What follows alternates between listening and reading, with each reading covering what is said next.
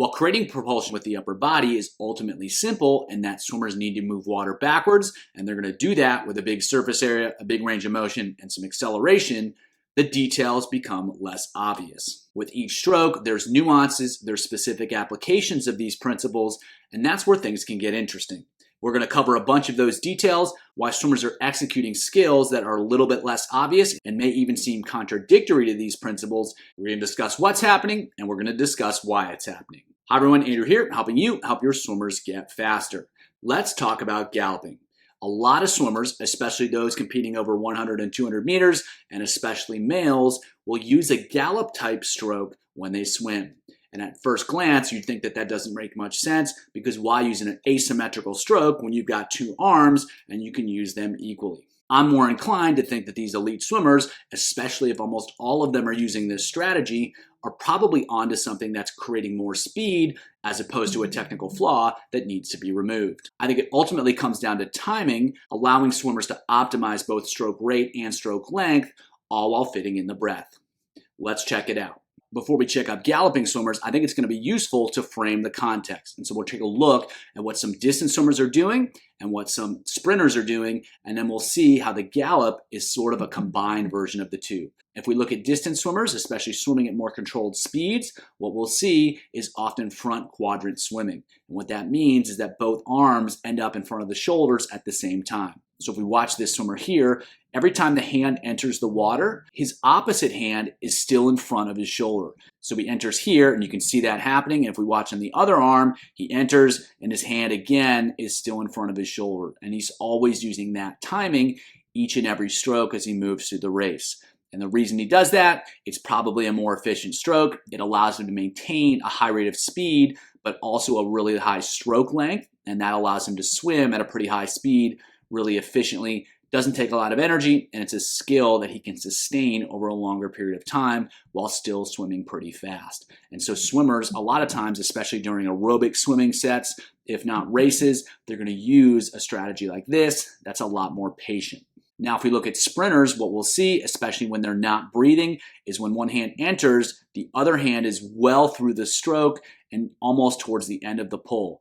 And so each time here, the entry is going to come, and he's towards the back end of the stroke upon entry. And so he's almost swimming with his hands moving in opposition. His arms are opposite of what they're doing, and that's very different from the swimmer we just saw, where both hands end up in front of the shoulders at the same time. So we have two very different styles of timing. They're at the opposite extremes. On one hand, we have more of a catch-up timing, and on the other hand, we have a sprint or an oppositional timing. Both types of timing are very effective for accomplishing the goal at hand. In one case, as much speed as efficiently as possible, and in the other case, as much speed as possible, regardless of efficiency. And then we have the gallop. And so this is a swimmer swimming over 100 meters. And if what we'll see, so when his left hand enters, look where that right hand is. He's almost finishing the stroke. So that's an oppositional timing on that side of the stroke. But now look what happens on the other side. Hand enters on the right, and his left arm is still in front of his head. And so he's going to go opposite here, and then he's going to go almost catch-up timing on the other side of the body. So we've got two very distinct timings. So from side to side, the stroke timing is very different, but both timing patterns are actually what we just saw in the previous videos. One is a catch-up timing, and one right there is the oppositional timing. There's the catch-up timing, and here comes the oppositional timing. And so rather than just inventing a new type of timing, they've really just combined the two, and so we have a hybrid, whereas moving from one arm to the other, there's an oppositional timing, and from the other arm to the original arm, there's catch-up timing. And so it's a very different way of swimming, but it's really just a combination of the two different timing options. Now, if we watch another swimmer, this time swimming a distance race, so there, oppositional timing, she's through the pole with the right arm as the left hand enters, and then boom, she's entering, and her arm on the left is still ahead of the shoulder. And so she's going oppositional timing on one side, right there, and then she's going catch-up timing right there. And so again, we're combining the two different timing strategies into one, going catch-up on one side and oppositional timing on the other. And so Instead of just doing something totally different, they're combining the two basic strategies in order to create some sort of composite or hybrid timing. Another thing to pay attention to is this swimmer breathing to the right, and we get oppositional timing. And then after the breath, it's catch-up timing. So before the breath or during the breath, it's oppositional, and then catch-up after the breath. It's going to be oppositional here, and then catch-up after the breath. Now, if we watch this swimmer here, oppositional before the breath, and then catch up after the breath. Oppositional before the breath, and then catch up after the breath. And so the gallop, it always seems to be tied to the breathing cycle. And so whenever swimmers breathe, the stroke after that is going to be a catch-up stroke, and the stroke before that is going to be an oppositional stroke. So there's going to be an asymmetry, but it's pretty predictable based upon the breath. Now, let's see if we can figure out why that always seems to be the case. Here's my guess. One, you've got the oppositional timing before the breath, but then you're going to have the catch-up timing after the breath. And the reason that that is most likely the case, it takes time to get the head back down. And so it makes a lot more sense to be patient after the breath because it's going to take some time to get the head back. And then you can get through the cycle before the breath, but then after the breath, they've got to get the head back fast. And no matter how fast they do it, it's going to take some time. So it makes more sense to wait for the catch-up stroke after the breath rather than before it. Now again, with this swimmer, so what we'll see is oppositional stroke. She waits a little bit longer, probably because of the breath. She gets the head back down and then she's ready to rock, but she's a little bit more patient on that left arm when she's breathing to the right. So same idea here, it just takes a little bit more time. So it makes sense to pair the longer side of the stroke with the breath as opposed to trying to rush through that. It doesn't really make a whole lot of sense. Now, why are they doing this in the first place? What's the advantage of using two different stroke timings within the same stroke cycle? So if we go back to this swimmer here, the advantage of this timing, as we discussed, is it allows swimmers to create an efficient speed, but not a whole lot of speed, but it's an efficient speed. They can keep it going. So while it's really good for maintaining great stroke length, it's not quite as good for maintaining great stroke rate. And if swimmers want to maximize their speed, they need to get the stroke length as high as they can, they need to get the stroke rate as high as they can, and they need to be able to do it in a way that's efficient. So this style, he's able to get the stroke length really high, he's able to keep the efficiency pretty high, but the stroke rate is not very good. And so to some extent, once the distances get a little bit shorter, that's going to compromise his ability to go fast. On the other hand, we're able to create a lot of stroke rate here, which gives us more speed potential, but it comes at the cost of stroke length, so it's a little bit harder to sustain. But that's the trade-off. We don't have as much efficiency here, but we have a whole lot more speed and a whole lot more rate. So we have two different types of stroke timing that have relative strengths and relative weaknesses. Now, in any race that's over 50 meters, swimmers are going to have to breathe, and they have efficiency demands because they have to be able to sustain their speed over the course of the lap. So to me, the gallop is a solution that is the compromise between all these different problems. It allows swimmers to maintain a pretty high speed because they can create a lot of stroke length. They can create a lot of stroke rate. On one side, they're emphasizing the rate. On the other side, they're emphasizing the length. And it allows them to get the breath in without disrupting the timing of the stroke. If swimmers use oppositional timing, they're going to have a hard time getting the breath in without disrupting the stroke, and they're going to have a hard time sustaining their speed. But if they use a catch-up timing, they're going to have a hard time creating a lot of speed.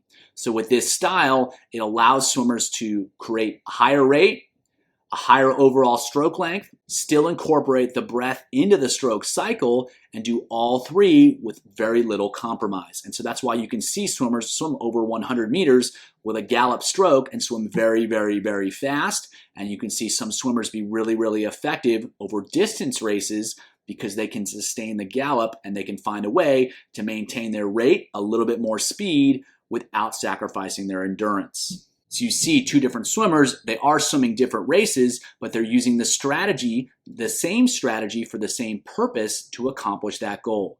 Fit in the breath, maintain as much length as they can, maintain as much rate as they can, and do so with efficiency. And the reason that I think you tend to see this strategy show up more often in 100-meter and 200-meter races for male swimmers is because the speeds are still very, very, very high, and there are fewer solutions available to swimmers that allow them to swim that fast in a sustainable way. So they don't have the option of using oppositional timing, and they don't have the option of swimming a catch-up timing, so they have to find a combination of the two. And that's why that strategy is almost always used over those events. And of course, there are other events like the male distance events and the women's freestyle events that also use this strategy as well, but it may not be required simply because the times and the speeds aren't quite as fast. And so it's all about managing the demands of the event within the constraints of the stroke, and the gallop is a solution that solves as many of those problems as possible. Swimmers can swim fast enough in a way that fits in the breath and creates sustainable speed. Visually, breaststroke appears to be very different than the other strokes, particularly when it comes to how the arms are used to create propulsion. At the same time, the same principles are used to create propulsion. While there is a lot more lateral motion in the pull, almost all that lateral motion is due to the impact of the recovery of the arms rather than the pull itself. Let's find out why. In the breaststroke pull, there is a lot of lateral motion, and it's often thought to involve sculling in order to create propulsion. While the lateral motion is undoubtedly present, it's not due to sculling, but to reposition the arms in order to set up the stroke to create a lot of propulsion and then transition out of that propulsive action to get ready for the next stroke. The lateral motion during the setup of the stroke is to put the arms in position so that they can effectively move water backward, and the lateral motion during the pull itself is to smooth the transition of the recovery, which necessarily needs to move forward instead of backwards. So all of the lateral motion is not necessarily propulsive in and of itself, but it's necessary in order to set up the stroke and then transition to the recovery. Let's see it in action. After the arms recover in breaststroke, the hands are together, and that's a very different position than freestyle and butterfly. In freestyle and butterfly, the hands are entering the water at about shoulder width, and so they're already in position to be effective to set up a great pull. So in breaststroke, there needs to be some lateral movement right to there in order to get in a position where swimmers can get the hand deeper, the elbow up, and the forearm facing backwards in order to create a lot of propulsion. This initial motion is not a scull, it's a repositioning so that the hands can get a little bit wider than the shoulders so that they can round out and they can set up an effective pull like the swimmer has just done here. And so if we pause here in this position, this looks very much like butterfly in terms of what he's about to do. But if he were to start that pull from this position, he wouldn't be able to get there. So he has to slide out, and then he can set things up just like he would in butterfly. So the beginning of the pull is not a scull, it's a repositioning of the arms so that they can get wide. And once they're wide, then swimmers can set up a pull that's very much like butterfly. The arms are oriented backwards, and he's going to basically pull backwards in order to move himself forward. So right there, you can see sliding out, setting up right there, and then he's going to pull back right there. So again, this lateral motion is not so much a propulsive scull, it's a repositioning of the hands so that the forearms can be faced backwards so swimmers can pull to move themselves forward. Now, are really, really good swimmers taking water with them when they slide the hands out? Yes, probably. However, the main purpose is to reposition the arms effectively. And that all starts with the hand together entry, reaching full extension with the hands together, and then sliding them out in order to reposition to set up the pull. So we'll watch a couple more cycles of it so you can see setting up and then pulling. Sliding out, setting up, and then pulling. Sliding out, setting up, and then pulling. Now, when it comes to the pull itself, what we'll see is swimmer sets up the stroke, and he's going to pull back, and he's also going to pull in. The elbows are going to move into the body. Now, why is that happening? When butterfly, as we talked about, we get into the same position as breaststroke here. Breaststroke and butterfly is very similar at this point. But in butterfly, the hands are going to move straight back. They're going to finish at the hips. And so the hands can move directly backwards. But if swimmers are going to do that in breaststroke, they have to recover the hands forward. So when they pull back, there has to be some inward motion of the pull in order to get the hands positioned so that they can be recovered forward. So right here, we're basically in butterfly land, but the pull has got to be back and in, not to create more propulsion, but if that doesn't happen, the hands are going to get stuck behind the body. And that's going to be very, very difficult for swimmers to recover the hands directly forward. So from here to maybe there, it's pretty similar to butterfly, but at this point, instead of just continuing to swim back, swimmers have to pull in order to get the hands recovered forward. So again, the purpose of the lateral motion is not to create more propulsion. It probably actually compromises propulsion to some extent, but it's all about optimizing the trade-off between creating a little bit more propulsion and recovering the arms with a lot less resistance. And so you see that when some swimmers get into this position and then they pull back a little bit too far, they get stuck. Their hands are stuck down deeper than they want them to be. The elbows are back further than they want them to be, and that becomes very difficult to recover forward. Swimmers are going to slow down because they're moving the arms through a really big range of motion when creating a lot of resistance. So again, it's all about pulling and optimizing the transition to the recovery. So swimmers are trying to pull back as much as they can, move water backwards, kind of right through there as much as they can, but they also have to move in a little bit in order to set the arms up to be recovered forward. If not, they're going to get stuck, and that's going to slow them down a lot more than that little bit of extra propulsion is going to speed them up. So we'll take a look at another swimmer from a slightly different angle. And so the beginning of the stroke starts with the hands together out in front rather than wider, shoulder width apart, as you see in freestyle and butterfly. So the hands need to slide out until they're in that position, and then boom, he's in a butterfly position. He's got the arms set up to move a lot of water backwards, and then he's going to squeeze backwards. So right there, there's a pretty backward-oriented pull, and you can see his acceleration forward as a result. But there's also that inward part to the pull so that he can get the hands recovered forward. If he were to pull back with the hands, he's going to be in big trouble from a recovery standpoint. And so in order to keep pulling backwards without moving the hands backwards, there's going to be that inward pull to the body, that squeeze in. Now we're going to be back in the front of the stroke with the hands together. And again, he's got to slide them out so he can get in a position to open the armpit up, get the forearms facing backwards, and then he's squeezing back. And he's also going to come in, not to create more propulsion, but to facilitate the recovery of the arms without increasing the amount of resistance he's going to create moving forward or compromising the pull very much. So he can still create a really powerful pull, but he's going to have to pull in and back as opposed to just back in order to make it happen. So sliding out to set it up, and then pulling in to facilitate the arm recoveries.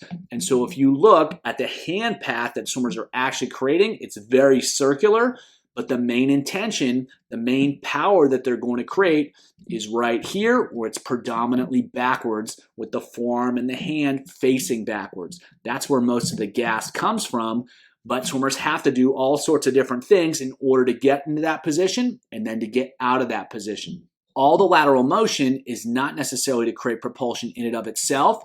It's to set up this really powerful pull here and then to transition out of that pull in order to recover with as little resistance as possible. One more swimmer here, starting with the hands together and then sliding out. And then right there, we're in that butterfly position. Her arms are facing backwards. She's set up to pull, and right there, she's going to pull herself forwards. And when she gets towards the back of the pull, she's got to come in so that she can recover the arms forward and then shoot them forward easily. As we talked about in the previous examples, the purpose of the lateral motion is not so much to create propulsion, but to set up the really powerful backward pull that allows swimmers to move forward, but they've got to set it up with lateral motion, and they've got to transition out of that pull right there in order to help swimmers recover the arms effectively. If they don't transition into that position, it's going to be a much less effective position. And if they don't transition out of that position effectively, they're going to create a lot more resistance when they try to move the arms forward through the water. While the principles of creating a lot of propulsion are relatively straightforward, how those principles are applied can sometimes require nuance. It may seem counterintuitive, but one of the biggest mistakes swimmers make in butterfly is finishing the stroke. Let's find out why.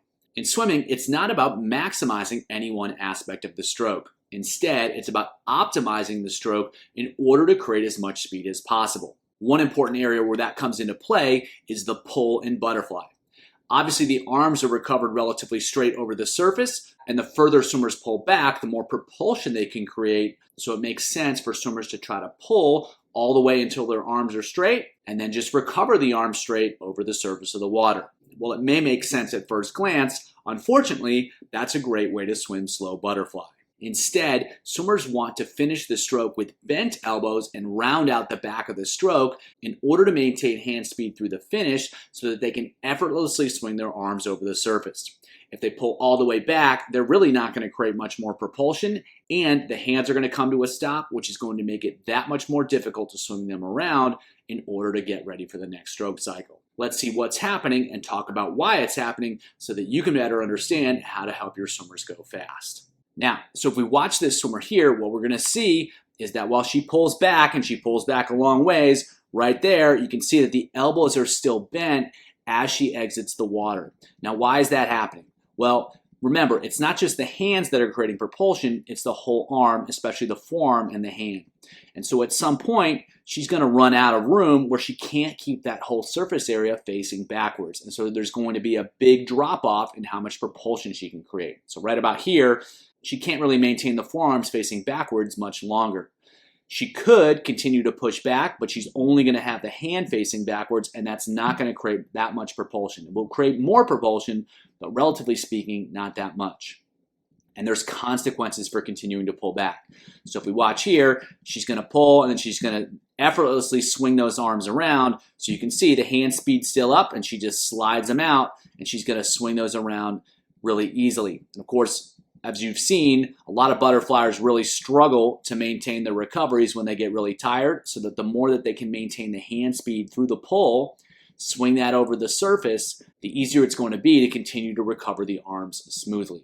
So again, it's all about trade-offs. She could get a little bit more propulsion by continuing to pull back here, but instead she just slides up and out, keeps the elbows bent, and then when the hands straighten, they're going to straighten over the surface once they clear the water instead of straightening under the water. So she gives up a little bit of propulsion, but that allows her to swim with a lot less effort.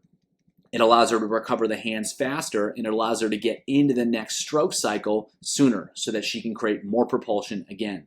So instead of maximizing the pull, she's going to optimize the full stroke cycle by finishing with the elbows bent and then more easily sliding those hands over the surface and recovering the arms.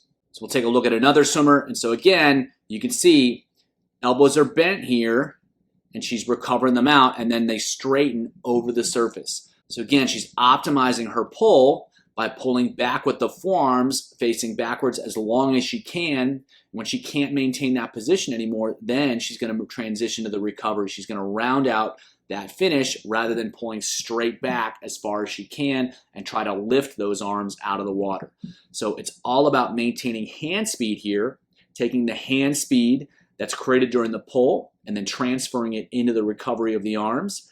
And by doing that, she's going to create a really powerful pull. She's going to get a lot of propulsion. She's not going to give up very much, but then she's going to get a huge benefit in that she's going to be able to effortlessly recover the arms over the surface. And so the better she can manage that transition, the more she's going to create a lot of propulsion and set herself up for a really effortless recovery. Take a look at one more swimmer here, and we're going to see the same thing. So pulling back here, big surface area, holding it all the way through, keeping the forearms back. And you can see the elbows are still bent there. The forearms are still straight up and down, but he's not going to be able to maintain that position for much longer. So he starts to slide those hands up and out over the surface of the water. So instead of pulling back all the way down almost to his knees, he's going to exit right about his hips, and that's going to allow him to recover the arms a lot more easily. And so again, it's all about figuring out how to create as much propulsion as possible without compromising the recovery, trying to get as much as you can, create as much propulsion as you can without requiring a really effortful recovery. And so how far should swimmers pull back? Well, that's going to depend a little bit. How well can they maintain a really good surface area for as long as possible? And then also, how well can they smoothly transition to the recovery? And so if swimmers aren't able to maintain a really great hand speed throughout the entire pull, they may need to exit the water a little bit earlier to facilitate the recovery. The stronger they are, the more they can hold their positions throughout the back of the stroke. They can probably benefit from one, holding a propulsive position for a little bit longer because they can actually get into that position and they have the strength to maintain their hand speed throughout the entire pull. So again, it's about balancing the need to create as much propulsion as possible what they need to recover the arms as effortlessly as possible. And the better swimmers can maintain a good propulsive surface area with the whole arm, and the better they can maintain their hand speed throughout the back of the stroke, the longer they can hold on to their pull. If they can't maintain effective propulsive positions and they can't maintain their hand speed throughout the entire pull, they're going to get in a lot of trouble if they try to really maintain a longer pull. They're not going to be able to transition into the recovery because they won't have the hand speed, and because they're not in a good position, it's not going to be worth it anyway. They're not going to create much more additional propulsion. Swimming fast is all about trade-offs, and in this case, it's about giving up a little bit of the propulsion that's created from the pull in order to create an effortless recovery. If you're talking about sprint freestyle, it's common to hear the term shoulder-driven freestyle or freestyle shoulder drive used. It's a way to describe key differences between a sprint freestyle stroke and more of a distance or an aerobic freestyle stroke. While this term is used to describe a really important concept in freestyle swimming, it can be a little bit confusing. Let's take a look at what freestyle shoulder drive is all about in simple terms that can make it a lot easier to improve this key skill. Well, it's pretty intuitive and pretty obvious that swimmers use different skills when they're swimming freestyle at different speeds. There wasn't a whole lot of consideration as to what was actually happening. That changed when Mike Bottom started talking about the different styles of freestyle, and the two primary styles that he identified were shoulder-driven freestyle, which is used during sprinting, and hip-driven freestyle, which is used during distance swimming. When Mike named these different skill sets, it became obvious that we need to address them in different ways. And training swimmers to be good at one wasn't necessarily going to help them become better at the other. The naming of these skills can make it a little bit difficult to understand exactly what's happening and what the best strategies might be for helping swimmers learn these skills. I'm going to break this skill down to its simplest components so that you can understand exactly what's happening. And once you can understand what's happening, you can figure out how to help your swimmers learn this key skill. When it comes down to it, shoulder-driven freestyle is all about timing.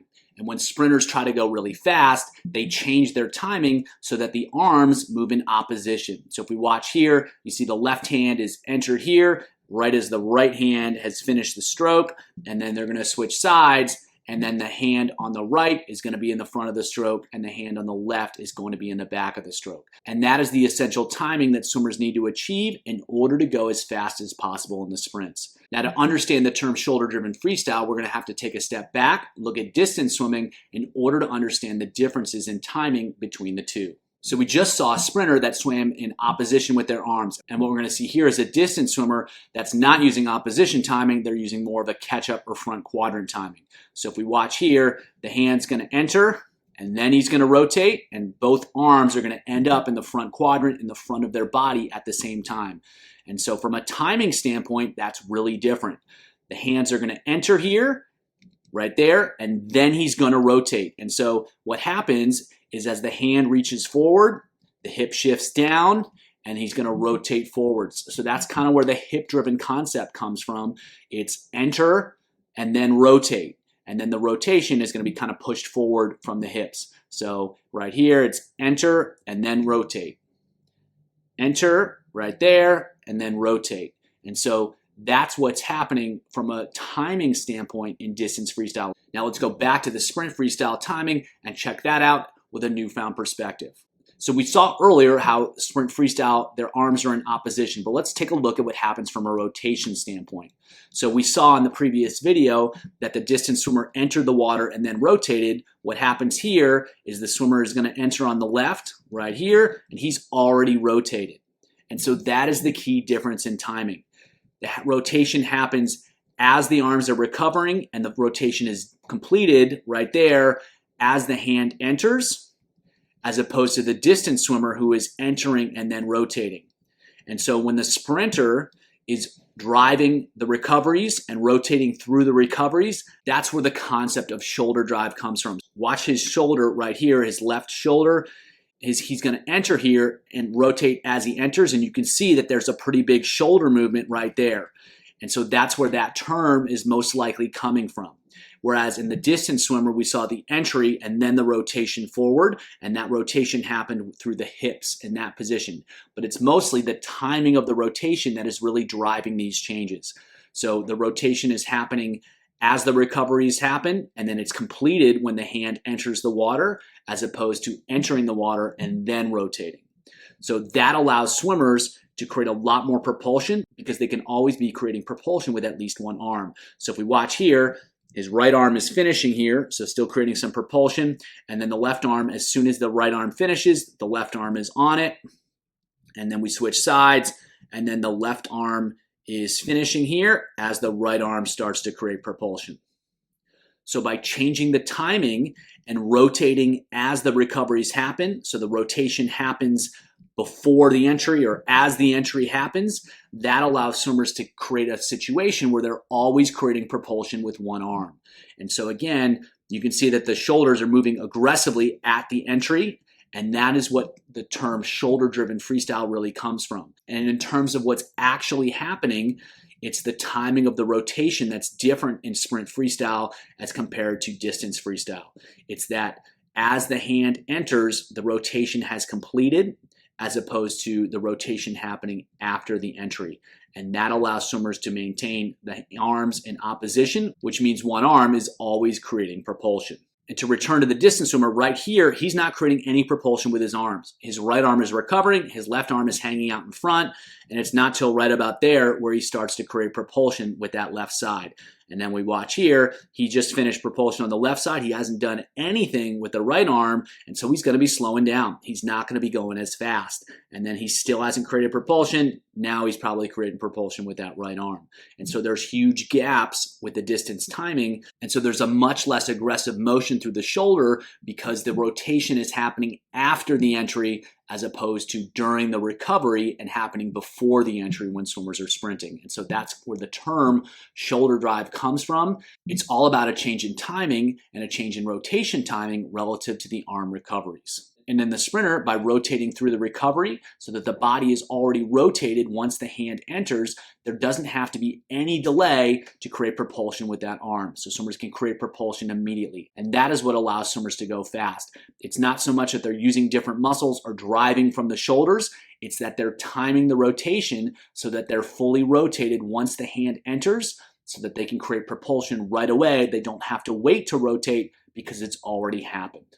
And that is what allows swimmers to go faster because they can create propulsion immediately, which means that there aren't gaps in propulsion between the arms, which means that they can create more speed. This front view presents a really good visual of that. So if we watch each arm, boom, he's already rotated to that side once that hand enters. So right there, he's rotated, and you can see his right arm is still under the water. He's still creating propulsion with his right arm as he begins to create propulsion with the left arm. And so with each arm, what we'll see is he enters and he's already rotated. He's finishing with the right arm here. He's setting up his pull with the left arm here. So there's not going to be any gap. And then we go to the other side. Boom. He's rotated as he enters the hand. The left arm is finishing the stroke. So there's no gap in propulsion as he goes through. And then boom, again, he's already rotated onto that side when the hand enters.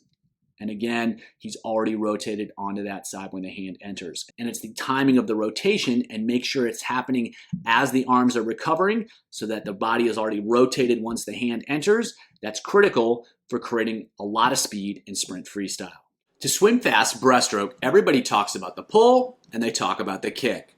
But there's another element to the stroke that's absolutely critical to go fast, and that is the lunge. The more effective swimmers can be with aggressively recovering their arms and their entire upper body to get back in line, the faster they're going to go. For a long time, breaststroke was all about pulling and kicking. And then Joseph Naj and one of his swimmers, Mike Barrowman, changed everything. They started talking about the lunge. And what they meant by that was an aggressive recovery of the upper body, the hands, and the head, everything moving forwards aggressively to get back in line as quickly as possible. Rather than just recovering the arms forward, the whole body was aggressively launched forward, or lunged as they called it, in order to help swimmers get back in the line quickly so that they could keep resistance low, execute a great kick, and then be ready to get back into the next stroke cycle as quickly as possible. Even if swimmers have a great pull and a great kick, if they're not lunging effectively, they're going to struggle to go fast in breaststroke. So let's check out what it looks like so that you can have a better understanding of what your swimmers need to do in order to go fast in breaststroke.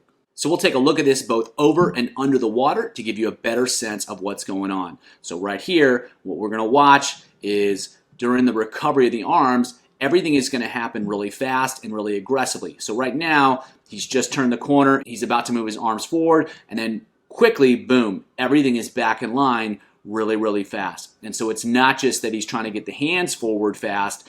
His head is almost getting back into line before his hands reach full extension. And he's really getting there at the same time. And in some cases, you'll see swimmers that actually get there a little bit ahead of time. And they're being really aggressive with that lunge forward. So again, taking the breath, finishing the pull right there. And once the pull is finished, bam, he's getting everything back as fast and as hard as he can. And so what happens with that is two key things. One, he's going to get his head back in line before he kicks. So he's setting up the kick right there. And as you can see, this next frame starts moving backwards and he's already back in line. And that's going to allow him to get more out of the kick. And he doesn't have to wait for the kick. He can make that kick happen sooner and faster because he gets back into line faster. The other thing we'll watch is we'll pay attention to the hips. And so right here, his hips are almost at the surface, but then boom, he gets that head down hard, he gets the hands out in front fast, and those hips are way back up in line right away. And so he doesn't have to wait for the hips to come back in line because as soon as he finishes recovery, they're back in line so he can move right into the next stroke cycle. So this swimmer is swimming over 100 meters and is actually breaking the world record in this race. And so he's going really fast, but he's getting back into line every single stroke cycle because he's being so aggressive with the lunge. And you'll see too, if we watch his hands in the front, he's not waiting for the next stroke cycle. He's getting into it right away. But because he's so good with the lunge, he's getting back into line immediately, and that allows him to move into the next arm pull, the next stroke cycle immediately too. So he can use a really high stroke rate and still reestablish his body line every single stroke cycle because he's doing such a good job with the lunge. And that's why it's so important, because it allows swimmers to use faster stroke rates without sacrificing their skills in any way. And as we saw too, when they're really aggressive with that, it gets those hips back up in line even better. So it's an absolutely critical skill that swimmers need to master. They can't be passive with the recovery. It's not just the arms. The entire body needs to lunge forward to help the swimmer get back into a line quickly. So we'll take a look at another swimmer here and we're going to see the same thing. So finishes her pull and then right there being aggressive with the arms and boom, heads back in line as the hands reach the full extension. And so she's back in line immediately. And she's using even a faster stroke rate and she's going to get right into the next pull right away, but she's not sacrificing her alignment in any way. So she gets back in the line. As soon as those hands are separated, everything is in line and she's ready to go for the next stroke cycle. She doesn't have to wait at all because she's doing such a good job of right here is boom, you can see that pop at the end being really aggressive, getting back into line. And if we watch her hips here, what you'll see is at the end right there, they pop up just a little bit. And so that allows her to get even better line by using that lunge, by pressing down, the hips pop up, and the more aggressively she can do that, the better. And so, really, the faster they execute the lunge and the more aggressively, one, it gets them out of position quickly, but it actually gets them into a better position because it allows the hips to come up even higher.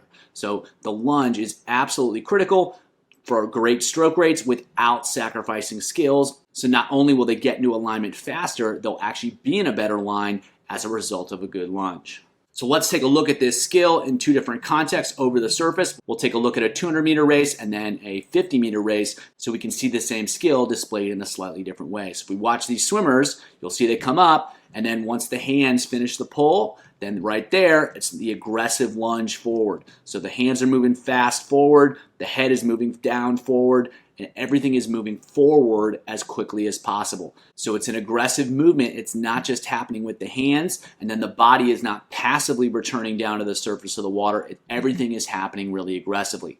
And the more aggressive swimmers can be, the faster they can get out of that position, and the better they can get into their line quicker. And when comparing 50-meter and 200-meter races, both swimmers are going to be aggressive with the lunge, and then the difference is going to be that the 50-meter swimmers aren't going to wait to get into the next stroke cycle, where the 200 swimmers might wait a little bit longer. And so that's more of a timing issue, but the lunge itself is still performed pretty similarly. So these swimmers are being aggressive with getting forwards and getting back into alignment well. Now, if we watch these swimmers, what we'll see is some real aggression moving forward. And you can see right there on the right and there on the left, everything is moving forwards really aggressively. You can see them shrug up. They're throwing their arms forward. They're throwing their body forward. They're trying to get everything forward. They're trying to lunge forward as quickly as they can. That will get them into the next stroke cycle faster, and it'll get them into the next stroke cycle without sacrificing their alignment. And as I said earlier, it will actually improve their alignment, because the more aggressively they can move forward, the more aggressively the hips are going to come back up into alignment, and they're going to come up into alignment faster. So the more effective swimmers can be with this key skill. And so it's not a recovery in the sense that swimmers are just trying to get their arms back out in front. They're trying to be really aggressive with their entire body to not just get ready for the next stroke cycle, but to change their body position from one that's relatively vertical back to horizontal as quickly as possible, so that they can get into the next stroke cycle as fast as possible.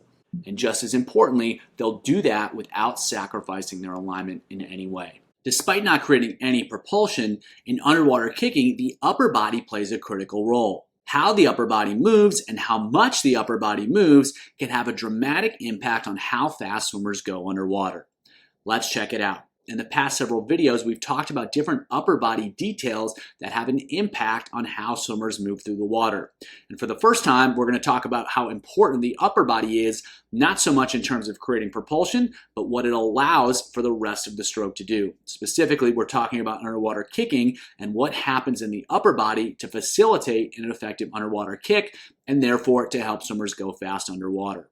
It has everything to do with undulation. The wave of undulation that starts in the upper body and then travels down to the feet is what allows swimmers to create speed when they're kicking underwater. As the wave moves down the body, it picks up range of motion and it picks up speed, but if swimmers can never start that wave in the first place, they're not going to be able to create any speed underwater. And if their upper body is moving all over the place without any sort of control, they're really going to struggle to make it happen. So let's check out what swimmers need to do, and we'll take a look at a couple different expressions of how swimmers can execute these skills and the range of motion that they can use, so that you can get a better understanding of what needs to happen, and then also allow for some individuality in terms of how your swimmers are executing these skills.